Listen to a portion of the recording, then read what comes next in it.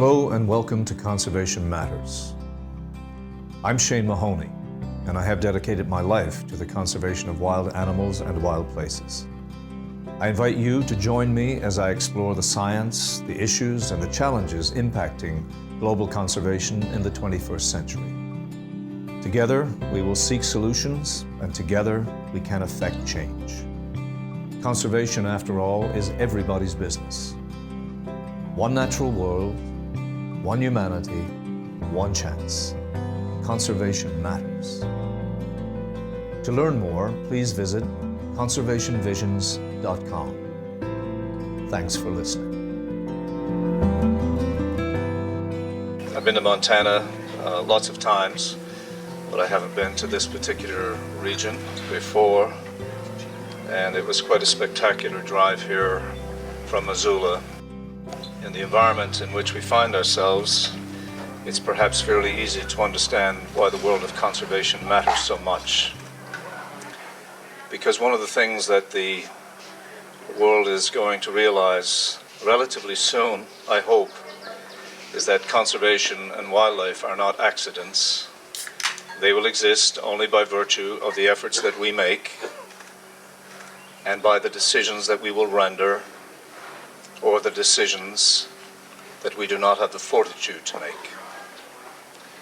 But in that mix of those choices, the fate of wildlife, the fate of the world, and the fate really of our own human existence lies in balance. Now, I happen to believe, just as Percy Shelley did, that writers, poets, are the unacknowledged lawmakers of the world.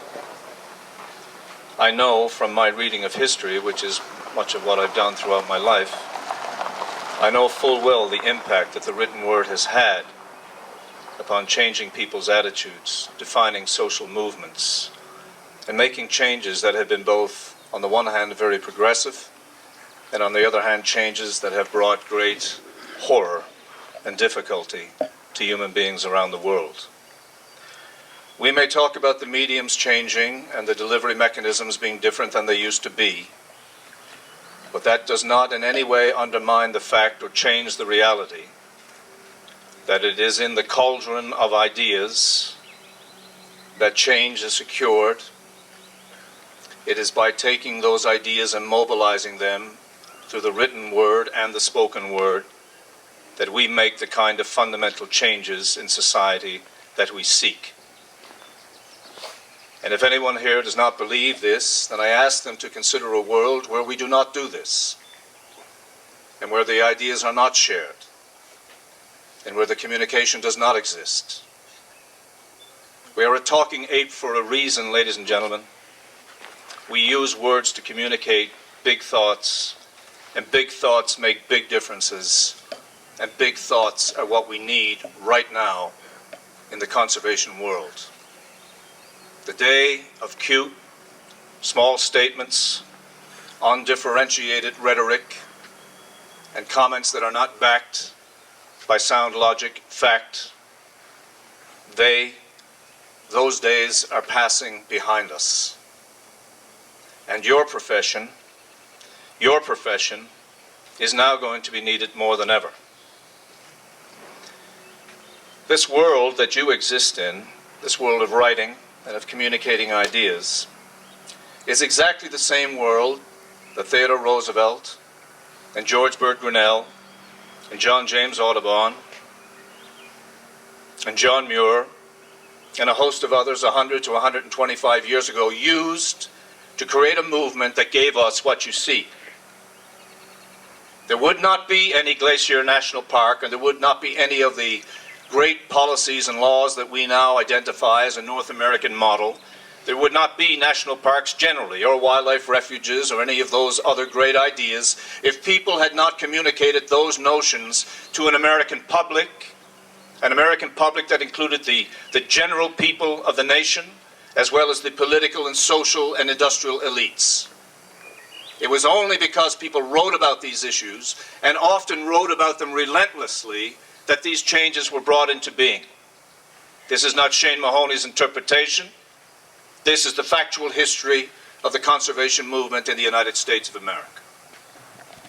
You stand there now, you sit there now, in an unbroken line with that tradition.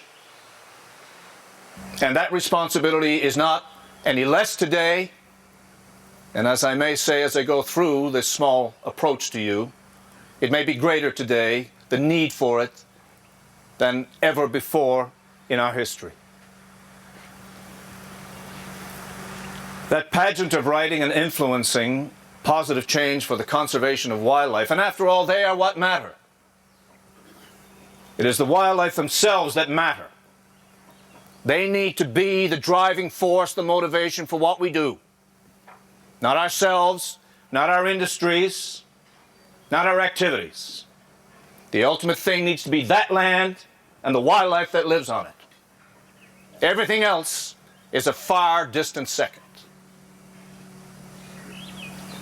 In the 1930s, it was Ding Darling and Aldo Leopold.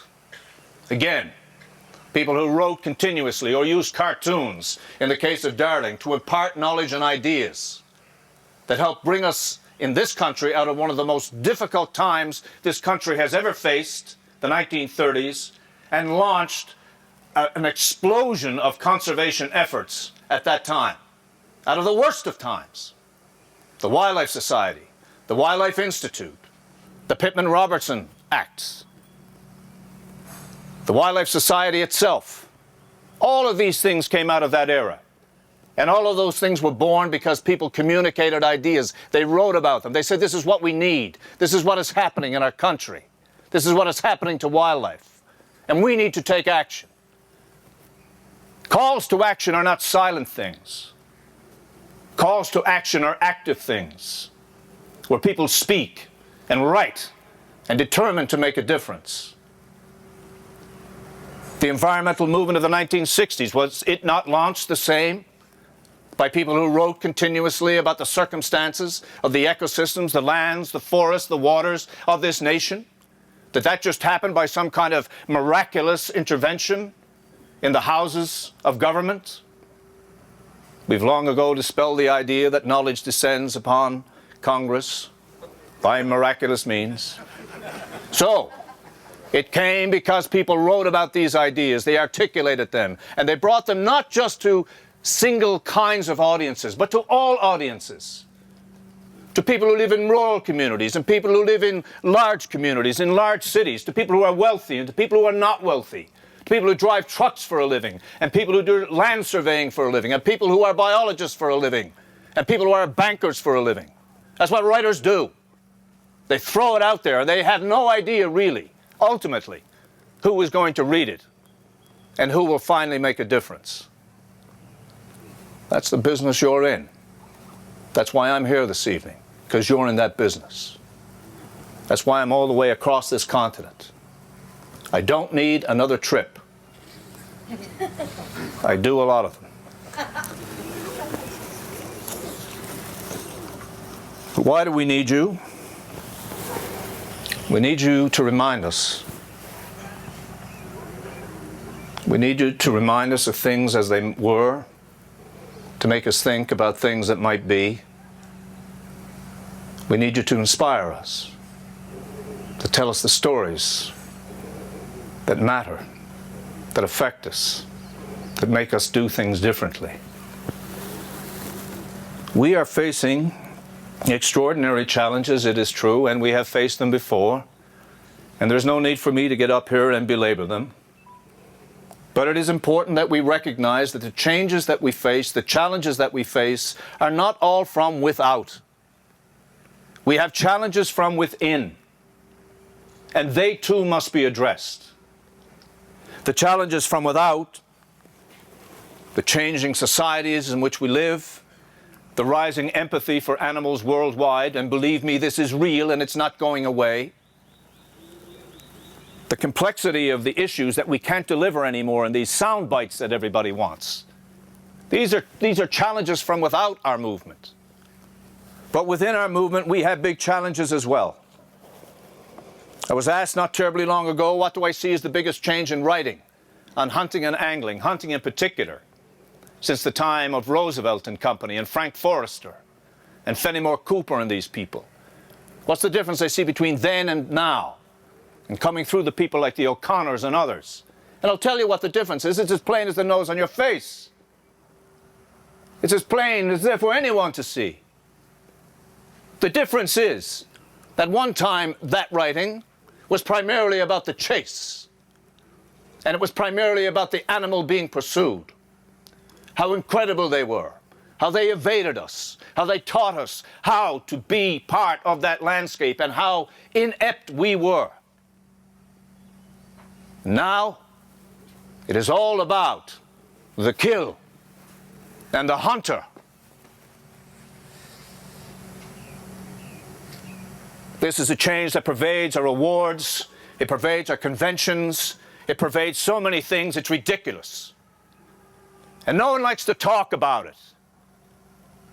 But unfortunately, these are big problems inside that need to be changed as well.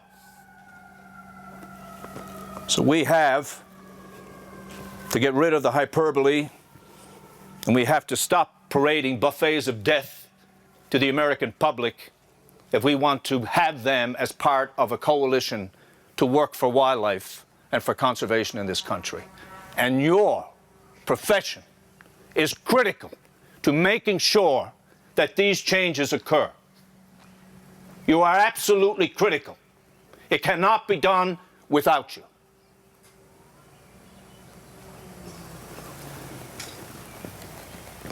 I know this business often constrains how people can write, the topics you can take on. I know there are realities about all of this. I'm not naive to that. But we must realize that we need now more than ever an educated and engaged public in conservation. And we desperately require a better educated, more understanding community of sportsmen and women who talk about things like the stewardship of wildlife and the conservation of wildlife. And don't just talk about it, but demonstrate it every single day. Because the public is telling us loud and clear, don't say it to us, show it to us.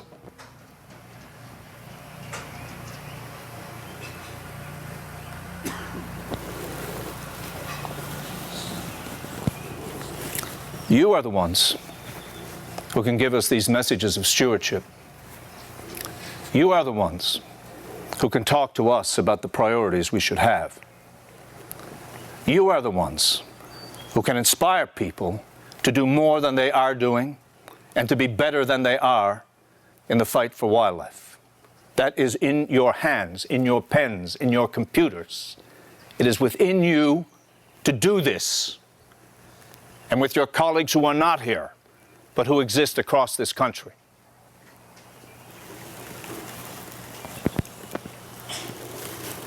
And we also very desperately need to present a modern worldview to a modern public.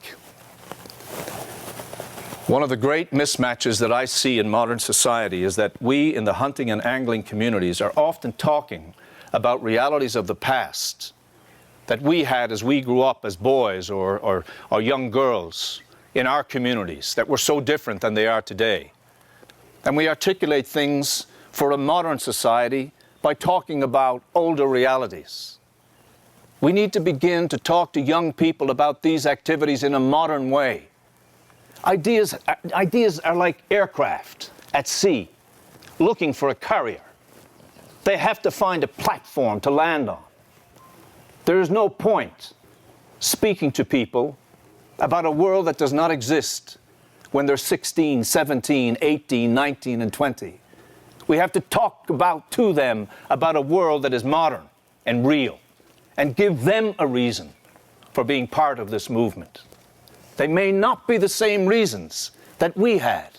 It doesn't mean their reasons aren't just as good.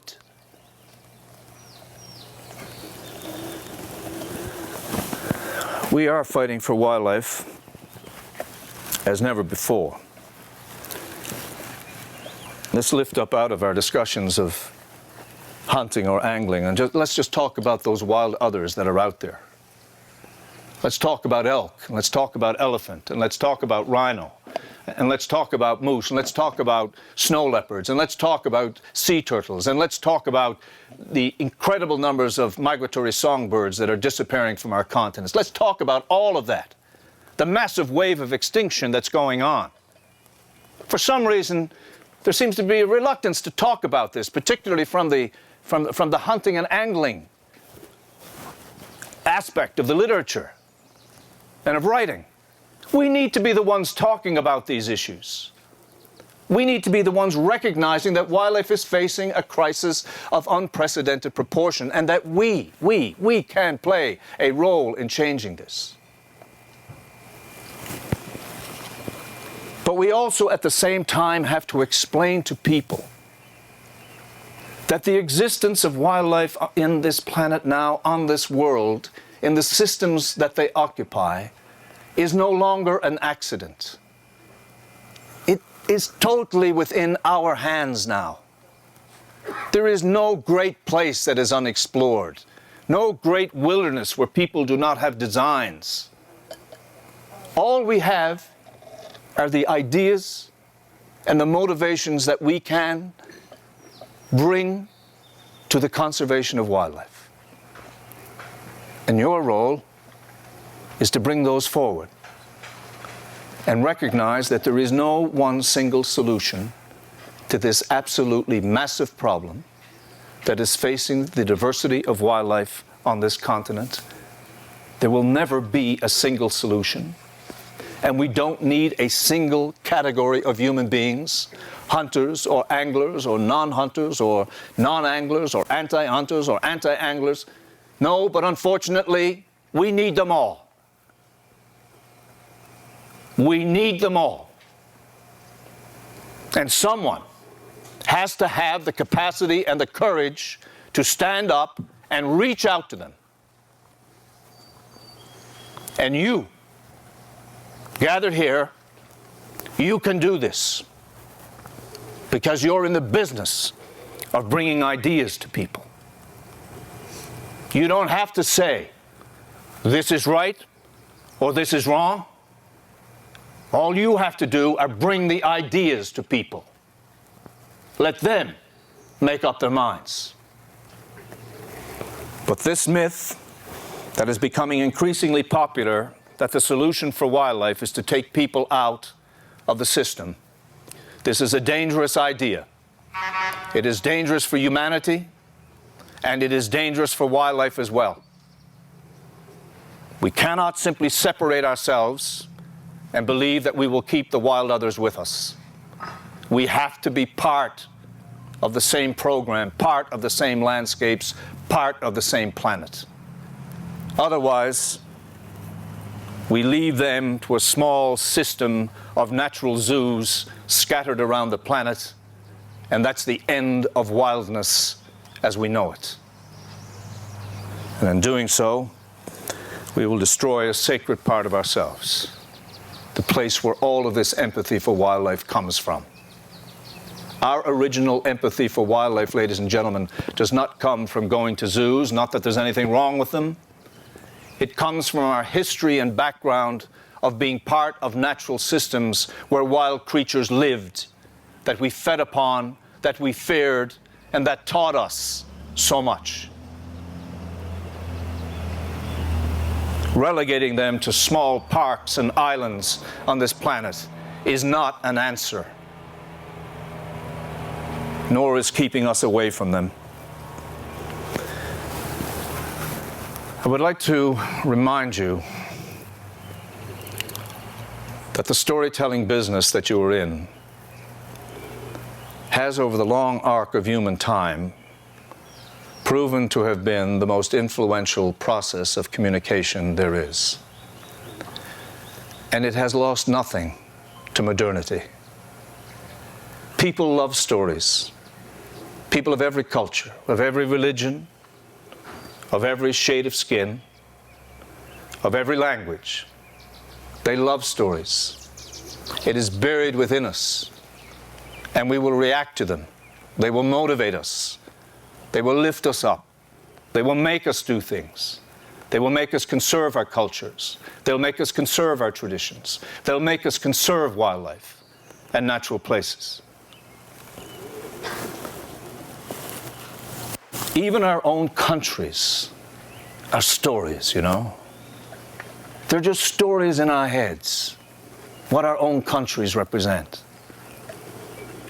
And your country, this United States of America, is one of the most improbable stories that the world has ever seen. You should not exist as you do. You should not be as powerful as you have become. You should have been squat by that great army during the War of Independence and that great navy amassed against you. You shouldn't even really be here. And yet you have come without contest to be the most influential and most powerful nation that the world has ever seen. Your story is also a story of conservation. It was here in this country that the first national parks in the world were created.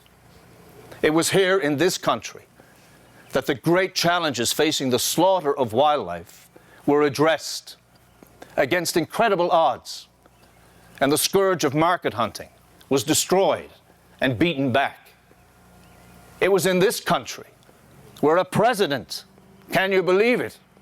A president made the conservation of natural resources and wildlife the most important platform of all.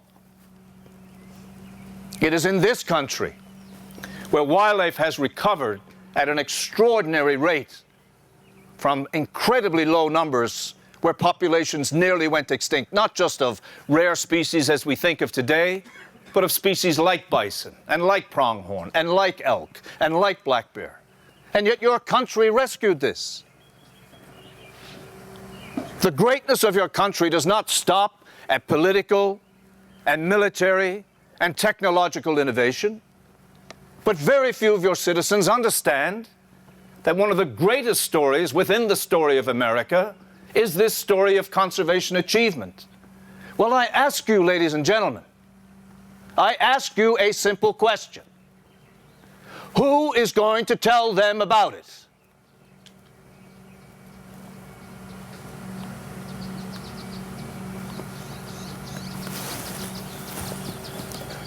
The birds?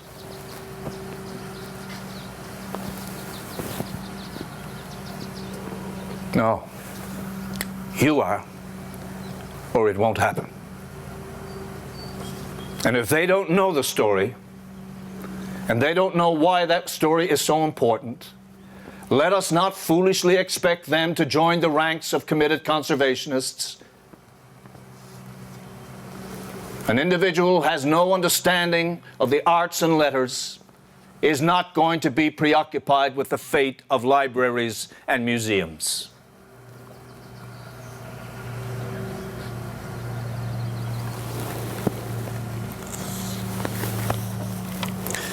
You have then an extraordinary responsibility, and I know all about it. I come from Newfoundland, you come from here and other places, but I know one thing that we share is this responsibility for communicating this issue. And it's because you have knowledge. This is what condemns you when you have knowledge. With knowledge comes responsibility. You know more. And if you know more, you have a responsibility to do something more with it, and to feel differently, and to act differently, and to articulate broad principles differently. So I've spent my whole life dealing with these issues.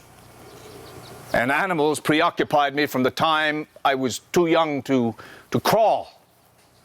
I'm in love with them. They are, beyond question, the one thing that cannot be lost in my life. So when I was doing seabird work many years ago, I spent a lot of time crawling down on ropes down onto very bleak ledges, weighing eggs and measuring small chicks as they cracked the eggs open and grew on these ledges, these black and white seabirds that I studied for several years. And when you hold a living thing that you come to know over a period of many weeks.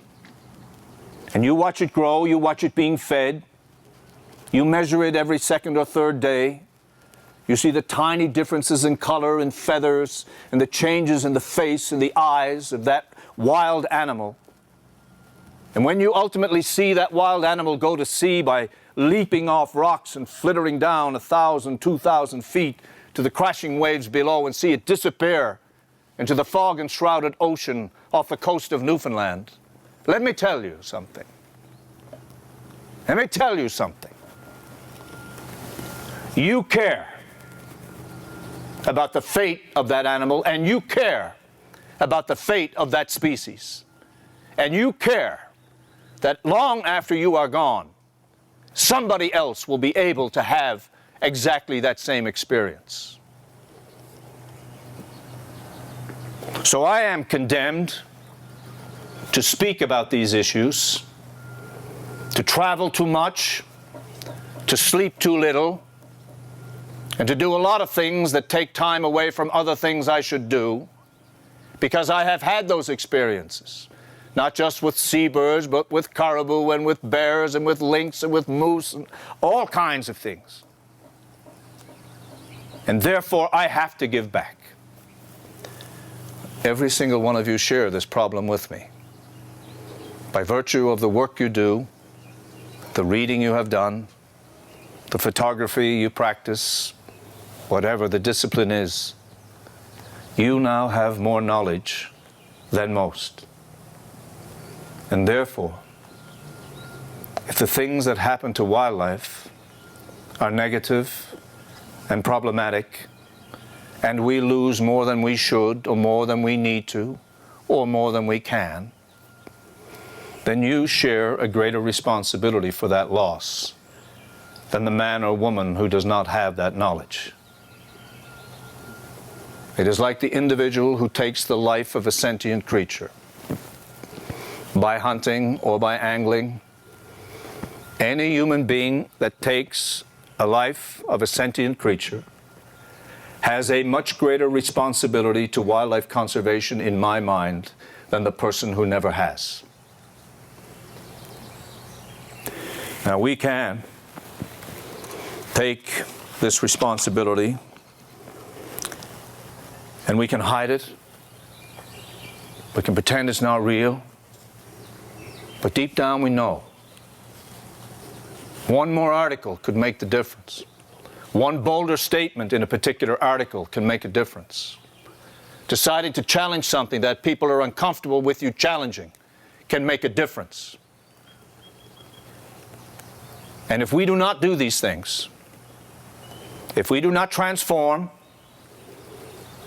the image of those of us who participate in hunting in the public mind, if we do not manage to get more people, more citizens of this country, of Canada, of every country in the world, more engaged in fighting these problems of conservation in whatever way they wish,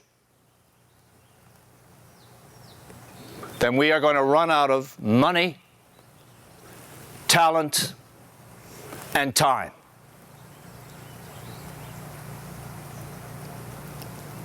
And those of us who know what is happening internationally very well know that all of those three issues are challenges for us right now.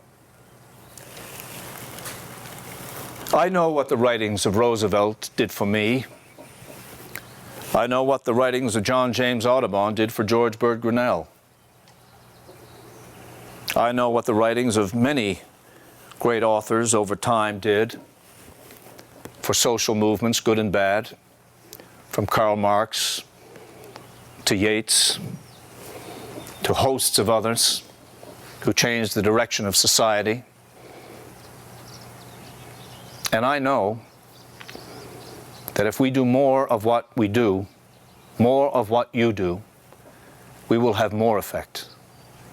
It will be slow, and you may never even at the end of your career say, I made that change.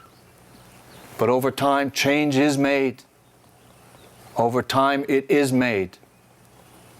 And the cauldron of change are those weightless, shapeless, colorless things that we call ideas that are communicated from one human being to another.